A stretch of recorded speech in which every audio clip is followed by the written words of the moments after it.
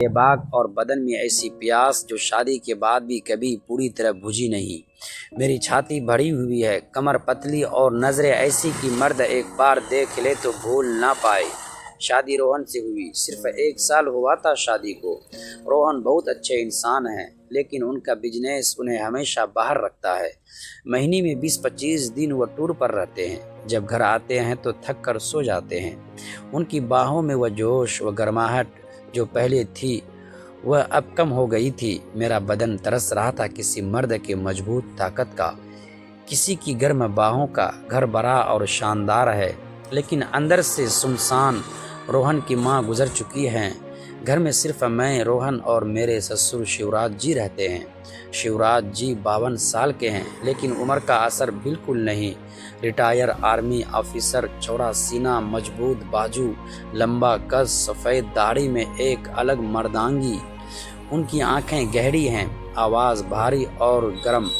जब वह मुझे देखते हैं तो लगता है जैसे अंदर तक पड़ रहे हो। शुरुआत में सब सामान्य था। वो मुझे बहू कहते, मैं उन्हें ससुर जी। लेकिन रोहन के ज़्यादा बाहर रहने से घर में ज़्यादातर मैं और शिवराज जी ही रहते।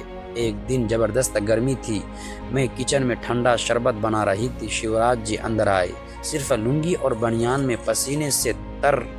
उनका चौड़ा सीना चमक रहा था। बोले, बहू कुछ ठंडा पिलाओ ना, गला सूख रहा है।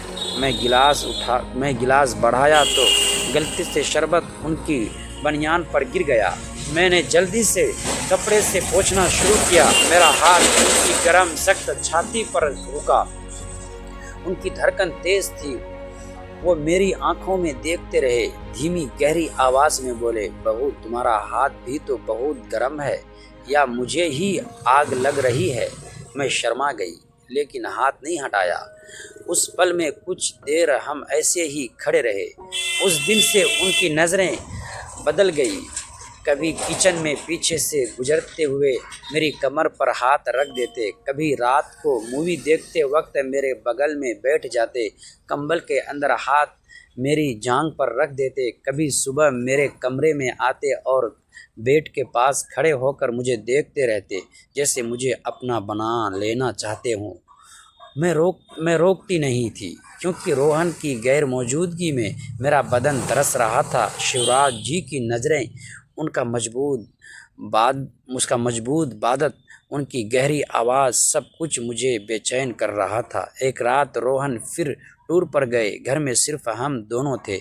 उस रात रोहन फिर टूर पर थे। घर में सिर्फ मैं और ससुर जी थे।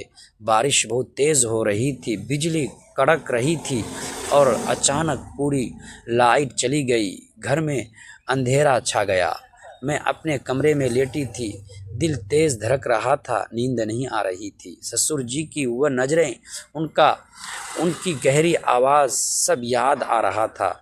मेरा बदन सुलग रहा था, जैसे सालों की प्यास एक साथ उबाल मार रही हो। अचानक दरवाज़ा खटका। ससुर जी अंदर आए, सिर्फ एक पतली बनियान और लुंगी में। उनके बाल गीले थे, बदन पर बारिश की बूंदें चमक रही थी। वो बेड के पास आए और धीमी भारी आवाज़ में बोले, बहू नींद नहीं आ रही है?